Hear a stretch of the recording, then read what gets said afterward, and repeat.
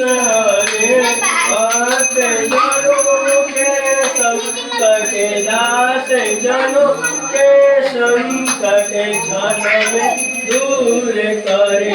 ओम जय जगदीश हरे जो भावे फल पावे दुख विनाशे मन का हो स्वामी दुख विनाशे मन का